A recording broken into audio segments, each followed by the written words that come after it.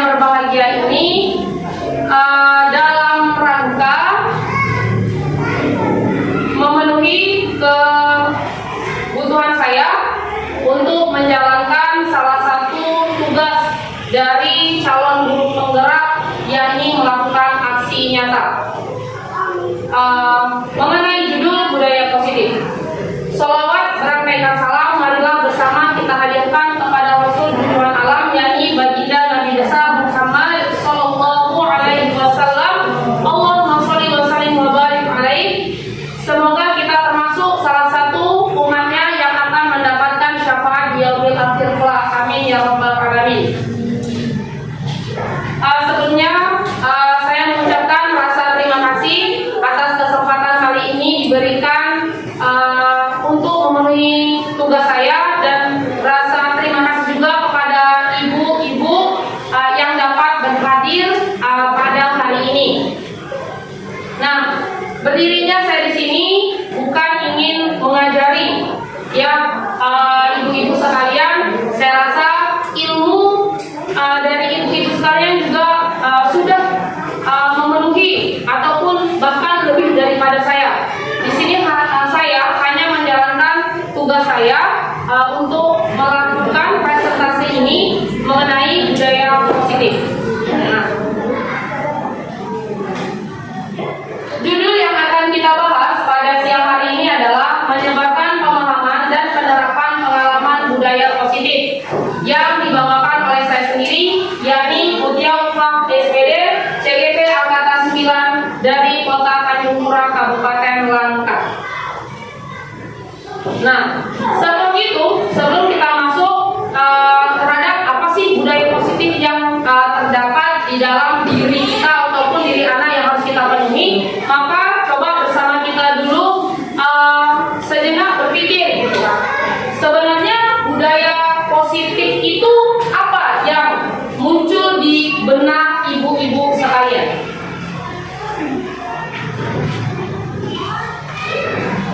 Ya, apakah ada yang ingin mengutarakan pendapatnya terlebih dahulu?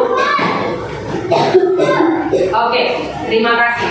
Ya, namanya juga budaya positif, ya kan? Berarti adanya suatu kebiasaan, kebaikan-kebaikan yang gunanya itu akan mengontrol diri kita, sehingga itu menjadi sebuah budaya, sebuah kebiasaan yang akan melahirkan sikap-sikap kebijakan yang ada di dalam diri kita. Selanjutnya, nah, budaya positif itu mempunyai sebuah konsep inti. Konsep intinya bisa ibu lihat di tayangan yang disajikan, yakni melakukan sebuah perubahan paradigma belajar. Kemudian adanya disiplin positif akan melahirkan nilai-nilai kebajikan yang itu gunanya untuk memenuhi kebutuhan dasar manusia, sekaligus menjadi motivasi perilaku manusia, dan dia juga bisa dijadikan sebagai posisi kontrol guru, serta akan melahirkan keyakinan kelas, dan semua masalah itu juga akan bisa dilakukan yang namanya segitiga restitusi. Oke, kita lihat animasi yang ada di depan. Ini merupakan salah satu teori kontrol, tetapi teori kontrol itu kan berarti kan adanya sebuah pemikiran untuk mengatur terhadap diri ataupun anak yang kita tangani. Nah, tetapi sekarang kita banyak melakukan miskonsepsi tentang teori kontrol. Berarti ada sebuah, sebenarnya itu bukan perilaku yang baik itu yang untuk kita tanamkan, tapi seolah baik dan itu kita benarkan. Salah satunya adalah ilusi guru mengontrol murid, ataupun ilusi bahwa semua penguatan positif, efektif dan bermanfaat. Lalu adanya sebuah ilusi bahwa kritik dan membuat rasa bersalah mampu menguatkan karakter. Nah, ini juga sering terjadi. Salah satu pelakunya adalah saya dulu juga, karena saya beranggapan bahwasanya kalau saya memberikan kritikan kepada murid dan membuat dia rasa bersalah, pasti dia punya ini salah dia gitu kan. Nah, dia harus tahu kalau ini perilaku yang tidak benar gitu kan. Ternyata itu adalah merupakan salah satu miskonsepsi. Sebenarnya bukan seperti itu cara penanganannya gitu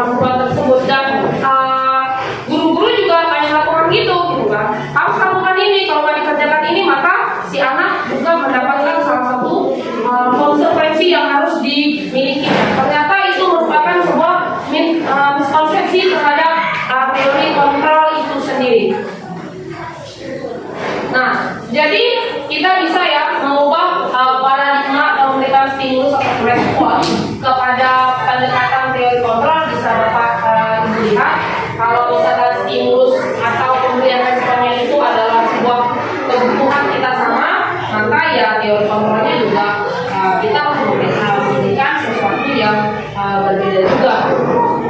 Nah, ini bisa dilihat ya tentang bagaimana sih cara kita membuat paradigma atau stimulus respon ke pendekatan teori kontrol. Nah, apabila kita sudah melakukan teori kontrol, berarti adanya suatu aturan kepada para diri atau penanaman perilaku kepada anak. Nah, teori-teori kontrol tersebut itu akan adanya disebut dengan disiplin positif. Nah, disiplin itu ternyata mempunyai asal kata. Asal katanya adalah disiplina, yang artinya belajar.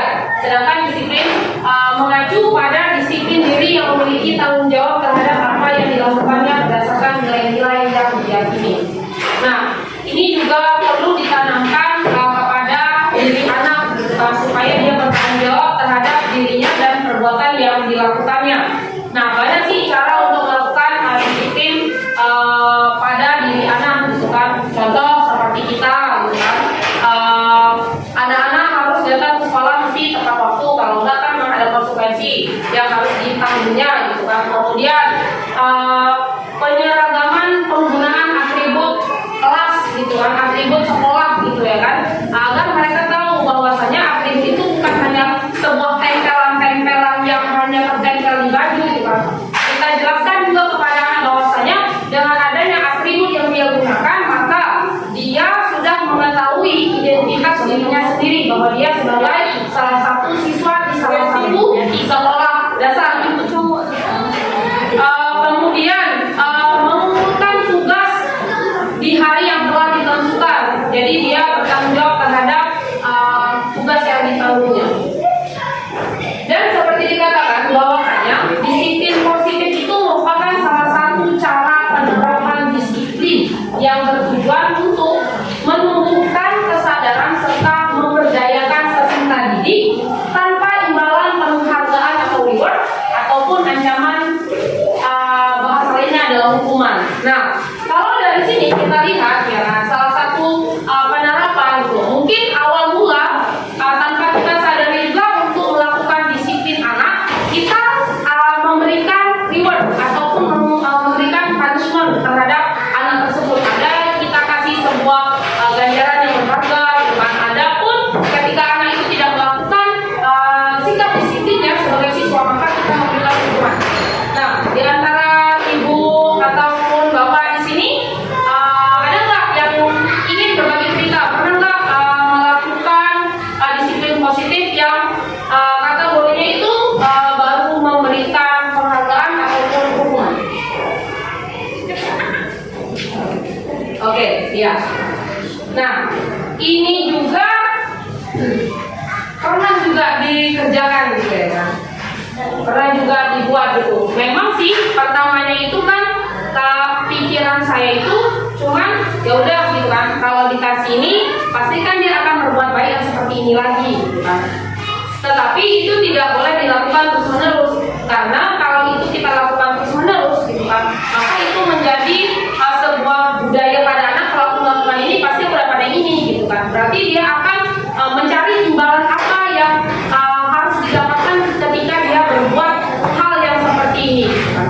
Jadi boleh sih untuk memberi stimulus gitu kan, kita kasih sedikit, tetapi setelah itu berikanlah dia pengertian gitu bahwasanya tidak sesuatu apapun yang dilakukan dia akan mendapatkan yang namanya upahnya gitu.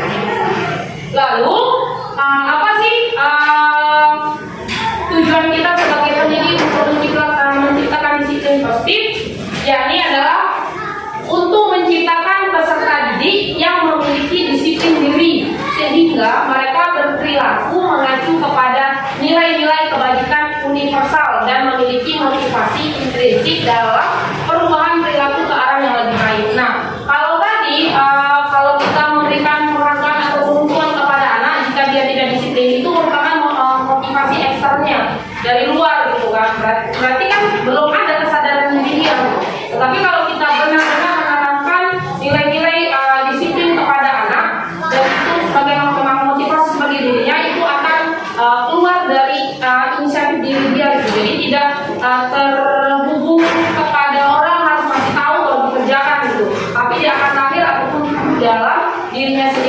untuk melakukan sebuah disiplin positif.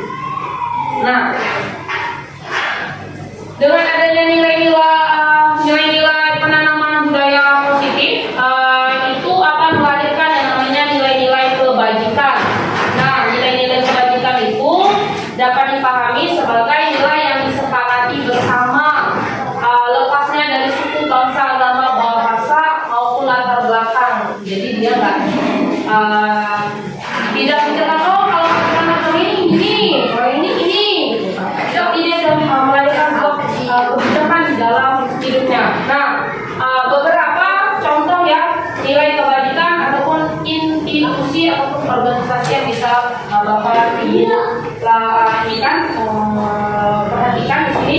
Contohnya kalau misalkan yang COVID pelajar Pancasila gitu kan, yang sekarang lagi kita kita aplikasikan, yang pernah kita gunakan gitu kan. Bahwasanya kurikulum merdeka itu kan tujuannya untuk melahirkan pelajar yang mempunyai profil pelajar Pancasila seperti mengimani Allah, gitu kan, mempunyai dia berkebinekaan global, serta gotong royong, mandiri, kreatif dan bernalar kritis. Dan sebenarnya juga nilai-nilai ini tidak terlepas dari aturan-aturan ataupun ajaran-ajaran yang diberikan, yang dibawa oleh Nabi kita, yaitu Nabi Muhammad SAW, mengenai tentang ajaran ketuhanan, bagaimana bersikap sopan dan santun, mengerjakan kebersihan, tidak adanya permusuhan, bersikap toleransi kepada agama lain, juga sudah diajarkan ya dari agama itu sendiri.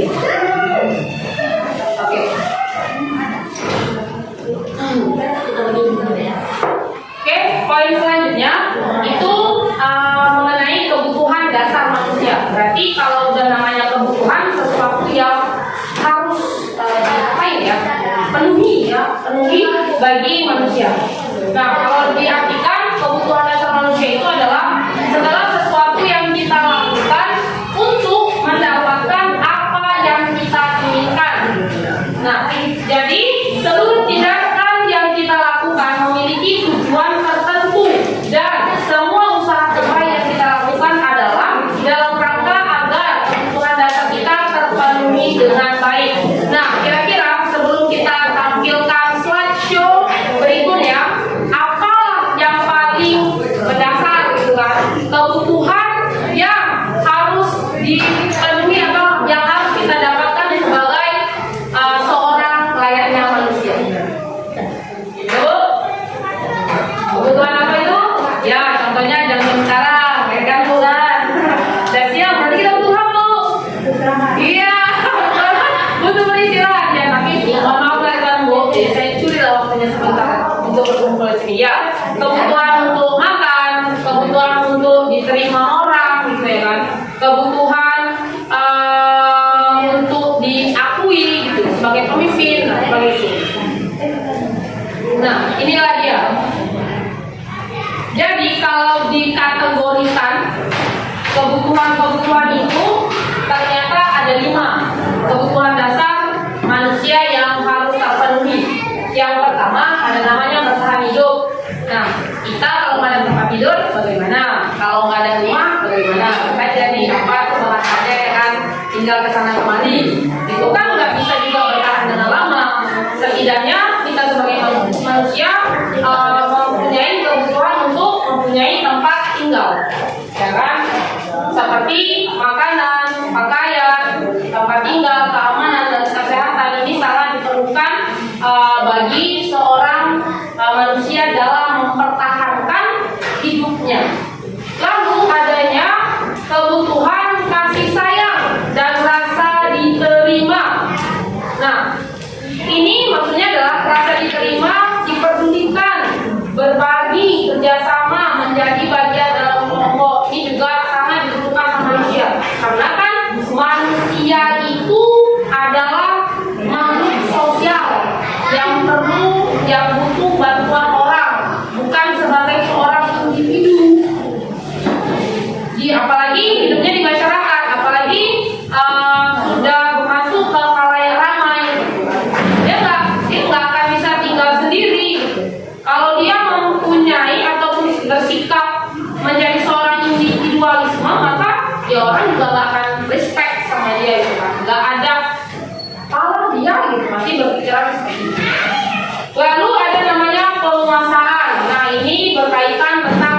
berdiri, keinginan untuk dianggap, memimpin, berprestasi, diakui, didengar. Nah, kadang-kadang bukan kadang-kadang sih, kalau di dalam kelas ini juga sering kan dilakukan sama anak-anak, walaupun terkadang mereka itu melakukannya dengan sikap yang intrinsik.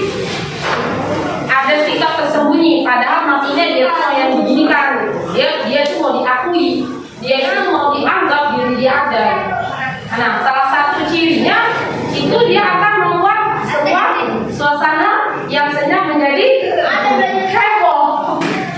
Dia membuat suasana itu jadi heboh. Jadi dengan adanya kehebohan itu ya kan, pasti kan orang akan melirik dia, akan memperhatikan dia. Nah, seperti itu. Lalu adanya kebutuhan dasar manusia itu adalah kebebasan.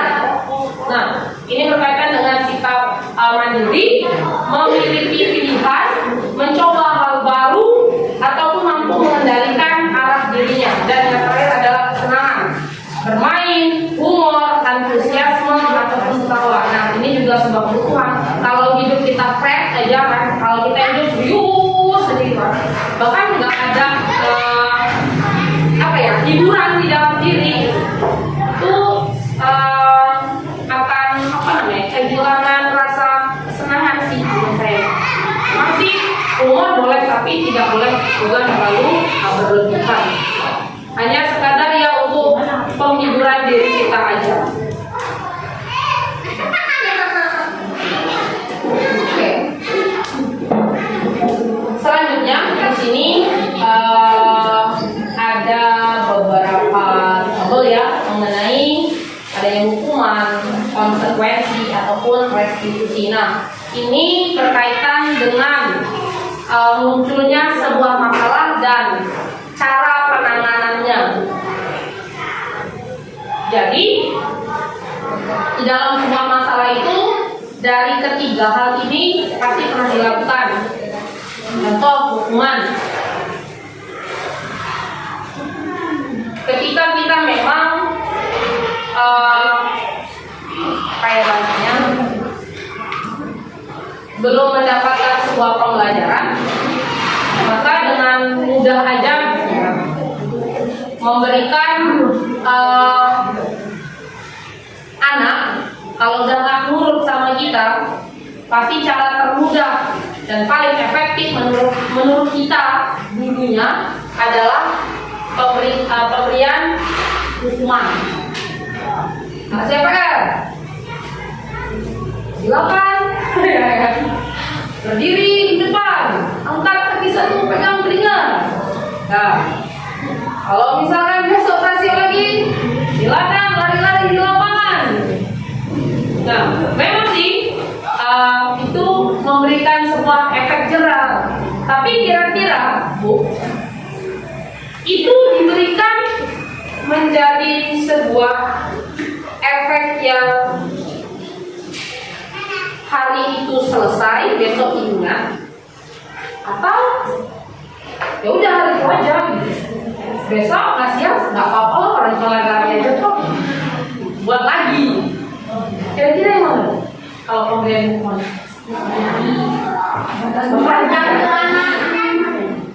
Tergantung juga ya Bu ya. Kalau dia memang punya rasa takut ya kan, dia akan stop.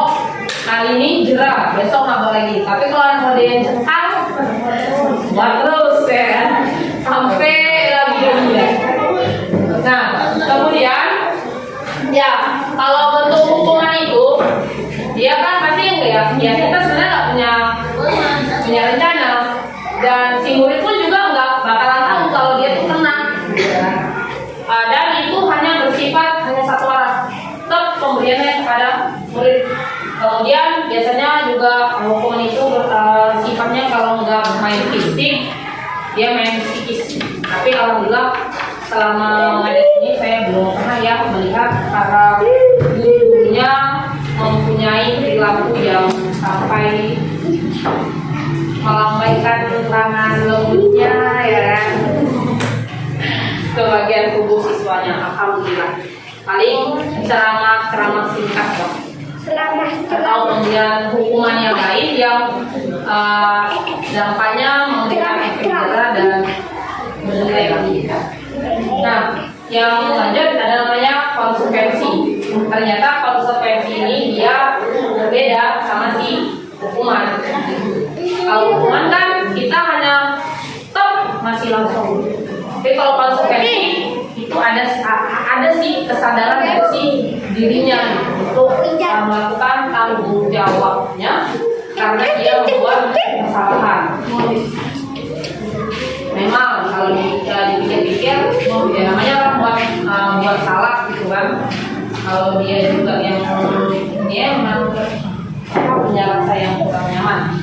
Kemudian ada namanya restitusi. Nah, kalau restitusi ini sendiri yaitu proses menciptakan kondisi bagi murid untuk memperbaiki kesalahan. Nah, ini sebenarnya ambilan dari si konsekuensi. Jadi restitusi ini dia lebih dalam penanganannya lagi.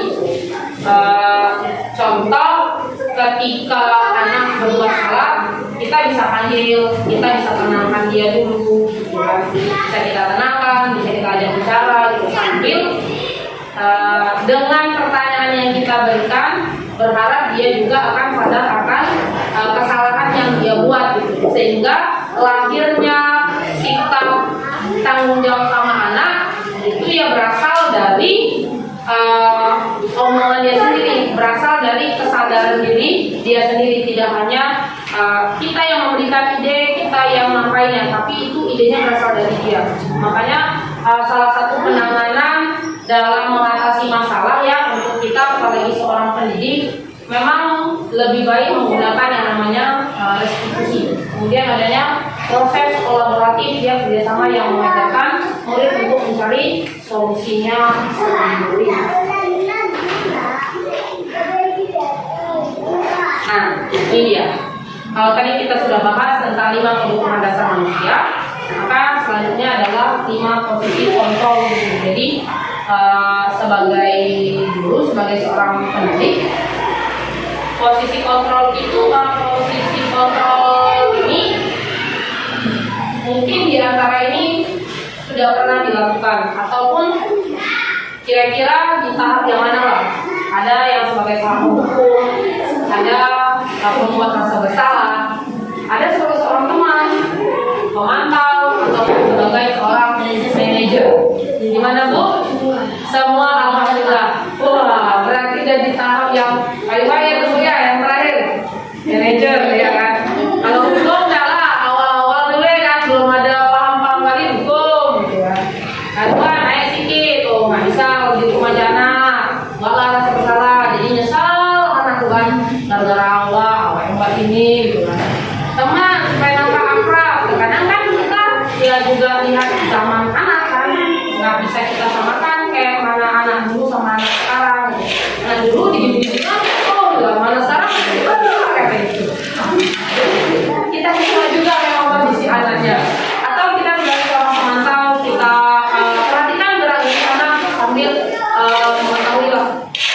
Kemudian yang terakhir ada namanya posisi manajer. Manajer ini ya kategorikan yang posisi paling baik di dalam mengontrol anak gitu kan. Karena ya namanya juga manajer, berarti kan seperti dia mengatur tapi apa-apanya kan dari si muridnya gitu. Nah, ini dia contoh penerapan tentang posisi kontrol yang pertama ya. Yang kedua contohnya anak kita lah ya kan.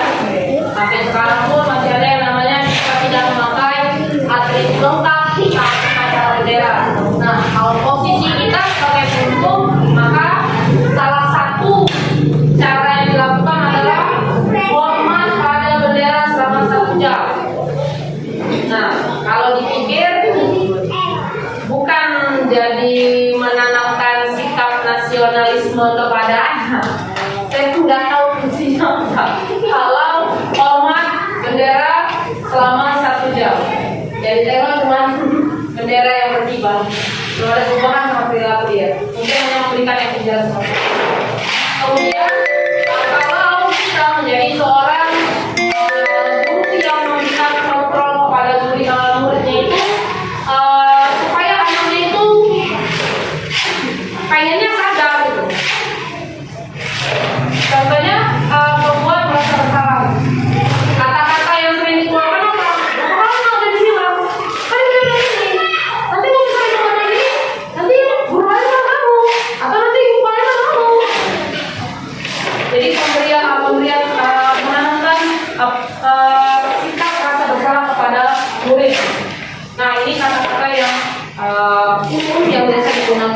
oleh para guru dalam mengelola anak ataupun teman. Kalau ada teman kan berarti kan adanya suatu keakraban. Kalau udah ada sesuatu keakraban kan rasanya juga lebih tertata, nggak kayak ini pelatih militer gitu ya. Kayak ayo dong, ayo nak cepet, jangan dikerjain. Nah, ini juga nanti dari sikap-sikap yang diambil ini itu akan melahirkan sikap baru sama anak. Kalau hukuman nanti bakalan kayak mana? Kalau pemberian pemberian efek kesalahan tadi juga mempunyai konsekuensi tersendiri. Jadi sebagai teman yang sebelahnya lagi itu posisi guru sebagai pemantau dengan bahasa yang digunakan adalah kamu sudah melanggar aturan sekolah, kan? Kamu tahu konsekuensinya, gitu. Atau setelah upacara kamu lihat itu ya operasi dan jangan diulangi lagi. Ini kalau ada sering nih digunakan juga nih posisi pemantau. Hari ini kita bilang dia bu, katanya kan? Ya besok lupa lagi, besok ingatkan lagi bu. Tunggu deh sampai seminggu lewat, kena razia lagi baru dia. Nah, jadi setelah kita mempelajari ya kan tentang 5 posisi kontrol seorang guru terhadap murid,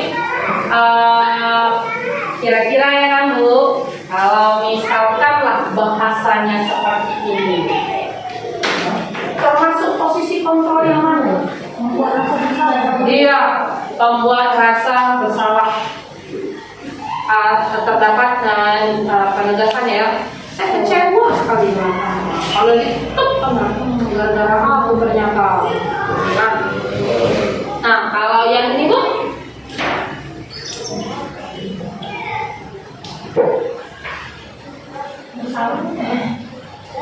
apa yang ketiga ada yang untuk kerjaan ini ya kan, masuk yang itu. Lanjut kalau yang ini teman. Apa ada cari untuk menyelesaikan masalah yang pemantau, teman, hukum, pembahasan masalah.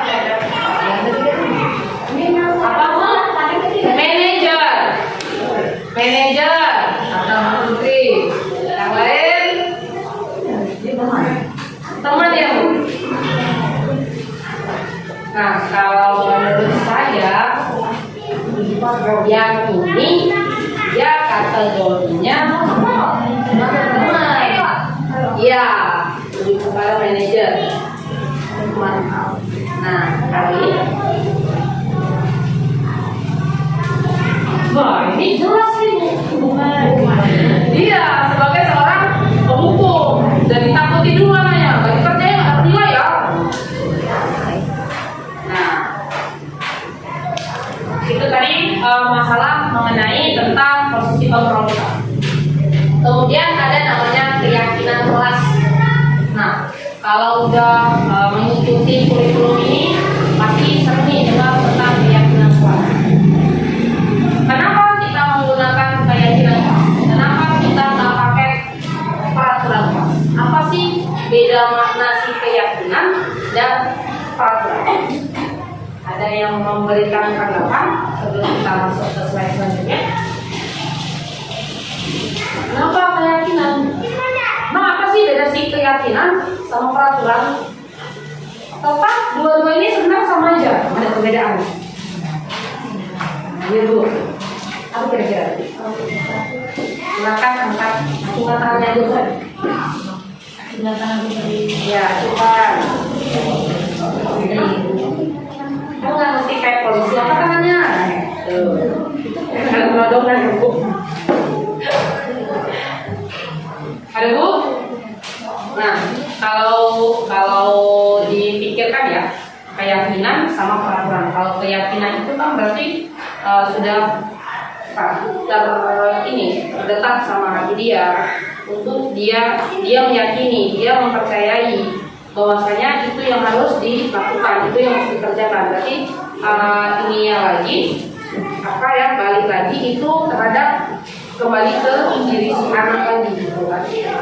Nah sedangkan peraturan itu hanya dan sebuah peraturan yang harus dituruti. Karena kalau udah namanya peraturan itu anak lebih baik melakukan sebuah keyakinan gitu. Kalau peraturan setidaknya ya kita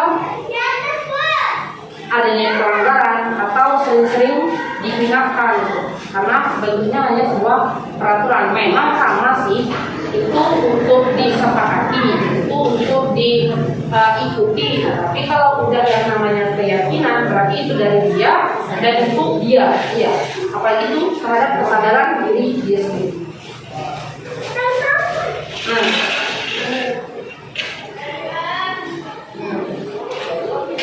Ini salah satu ya cara kita di dalam membentuk sebuah keyakinan di kelas. Dan saya pikir pun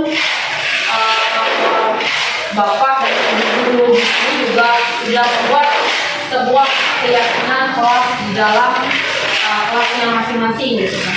Karena kan kita juga mau anak ini bukan hanya pintar tetapi mempunyai akhlak yang sesuai dengan visi sekolah kita. Dia lebih menitikkan kepada akhlak karena seperti itu kuarta sekali. Ilmu itu lebih tinggi, akhlak itu lebih tinggi daripada ilmu. Bahkan kalau orang berilmu, bukan, dia tidak mempunyai perilaku, dia tidak mempunyai akhlak yang baik, itu gak ada nilai sama orang. Untuk apa kita kalau gak berakhlak? Nah, ini beberapa minyak pembentukannya. Bersifat abstrak, dia bersifat pernyataan universal, berarti dia menyeluruh, bukan dibuat dalam pernyataan yang positif. Misalkan pernyataan positif itu kita lebih baik kan, menggunakan bahasa-bahasa yang positif lah gitu, karena setidaknya dari perkataan yang dibuat itu menjadi sebuah intro kepada anak. Jadi kalau kita buat bahasa yang kurang baik, terkadang kalau kita menggunakan bahasa yang kurang positif gitu kan, bukan diikuti, melainkan terkadang untuk dilakukan juga. Kan bukan juga dan apa lebih baik dengan menggunakan kata jangan. Kadang kalau koleksi jangan itu bukan jangan tetapi ya dilakukan. Nah itu di dalam membuat sebuah pembentukan keyakinan. Nah ini kita sudah hampir tahap terakhir, ada namanya segitiga restitusi. Ini juga merupakan tahap di mana guru ya di dalam menangani ini kan, tadi kan ada yang bersifat menghukum, membuat masalah, kemudian ada yang sebagai manajer, ada yang sebagai pemantau. Nah biasanya kalau dari manajer ya ini dimiliki sama para guru, disebut dengan cara pemantauannya segitiga restitusi. Pertama kita akan melakukan yang namanya penstabilan identitas. Bahwa pernah dulu anaknya, kemudian ada namanya kita tanyakan dulu validasi tindakan yang salah, baru menanyakan keyakinan salah, baru menetapkan tindakan yang salah.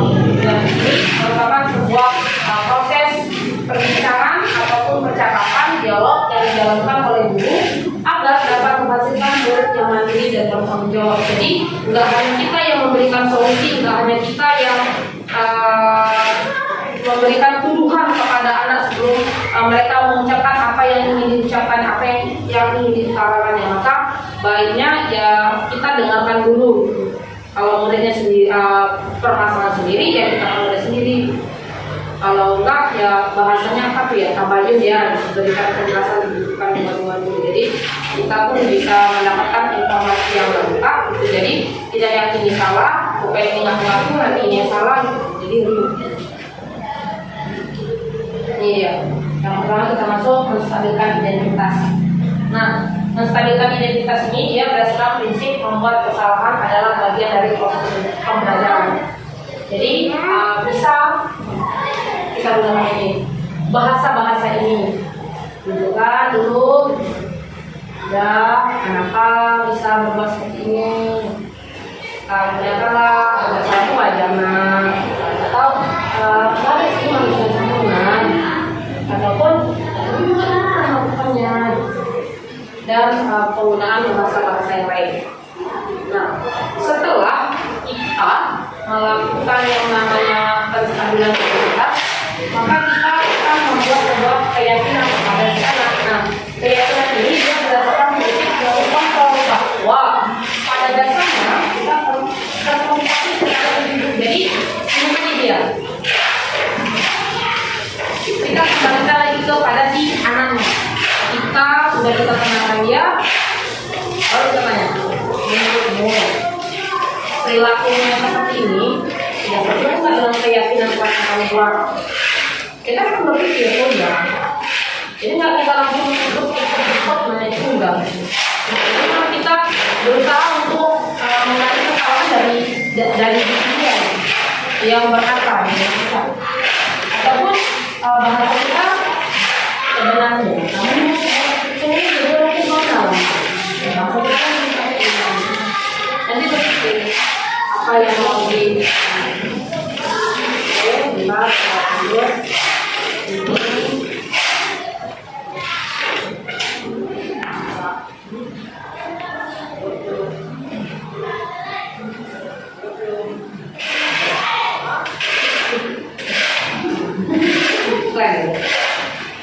Ya, sampailah di penghujung penjelasan saya bahwasanya dalam penyerapan program disiplin positif ini kita sebagai guru hanya memiliki standar pribadi kita masing-masing, ya kan, profesional dalam menyelesaikan permasalahan dan mempunyai sosial yang baik, di mana karena guru itu akan mampu merefleksikan dirinya untuk ataupun memperbaiki dirinya dalam posisi kontrol saat ini.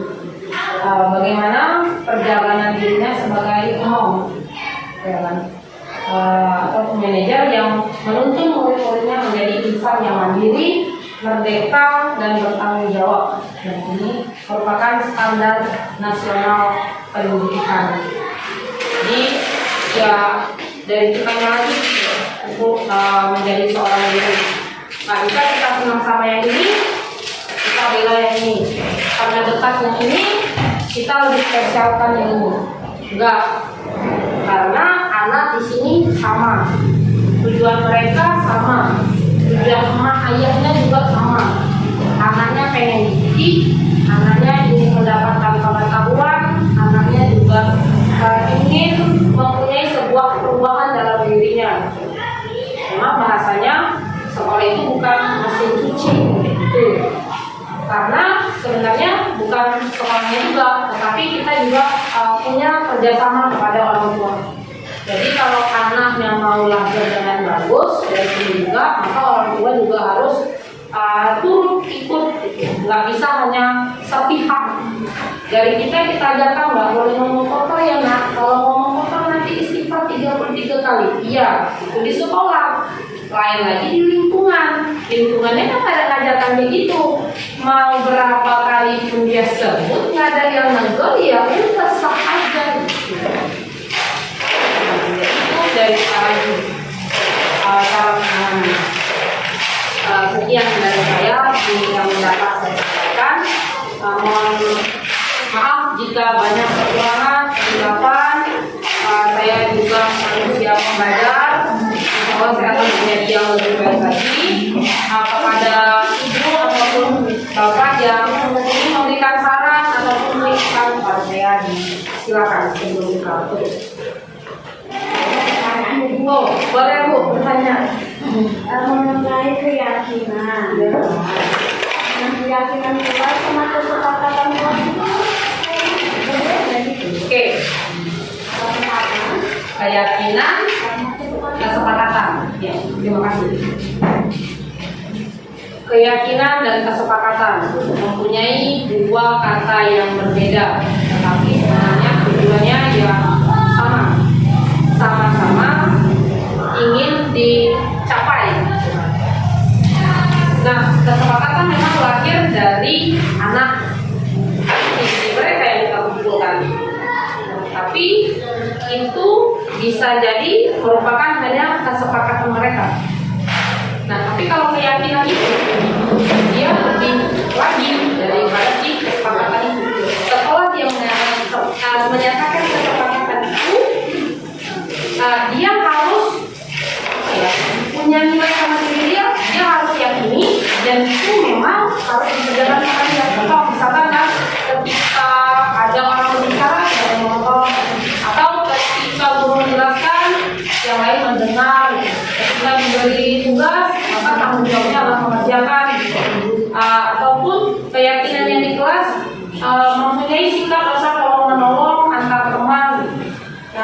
Dan kalau keyakinan itu dia sadari dari diri dia, oh emang harus melakukan ini atas kesepakatan yang dibuat. Jadi kalau yang saya pelajari di sini kan namanya bukan peraturan, kesepakatan. Dia kesepakatan itu diganti dengan bahasa keyakinan. Baiklah, sekian diskusi kita ya Bu ya mengenai tentang budaya positif. Semoga apa yang disampaikan ini dapat juga menjadi pembelajaran bagi diri saya dan juga dapat bermanfaat bagi kita semua. Semoga kita menjadi seorang pendidik yang memang dapat melahirkan budaya positif baik dari diri dan menularkan kebaikan itu kepada diri anak, dan sehingga anak tersebut mempunyai sikap mandiri dan mempunyai dorongan dari diri dia sendiri untuk mempunyai sikap budaya positif.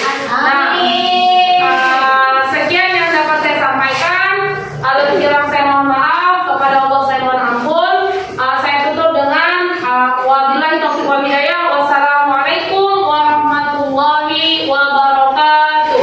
Waalaikumsalam warahmatullahi wabarakatuh.